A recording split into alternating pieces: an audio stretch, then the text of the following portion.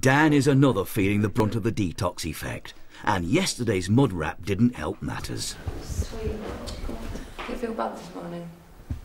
In consultation with his doctor, Dan was planning to continue taking his orthodox eczema medication whilst undergoing the detox, but he's run out.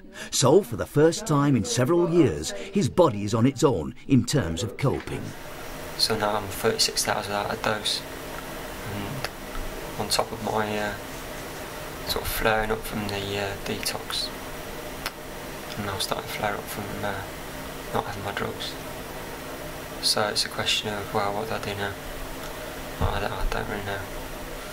For 2 years, he's been on heavy-duty immunosuppressant drugs, which have serious side effects on his kidneys. So he'd prefer not to have to take them. You get used to just taking drugs which aren't being particularly good for you, aren't doing you any favours in other ways, then you know, you've got to be a bit daft not to want to get off them, really.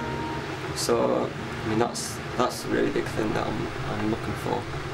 By now, the complete absence of his usual medication has made the detox a far more intense experience for Dan, and he's feeling so shaky that he can't join in the group yoga.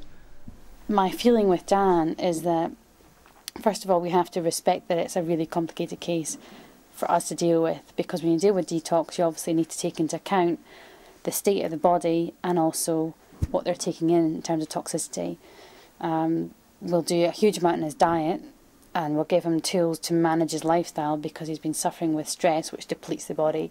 But in terms of the medication, my feeling is that during the detox week, as much as possible, if we can, support him without his medication. Do everything we can to get him one stage up, one level up to detox, to give his body a break and support the acute reaction as much as possible.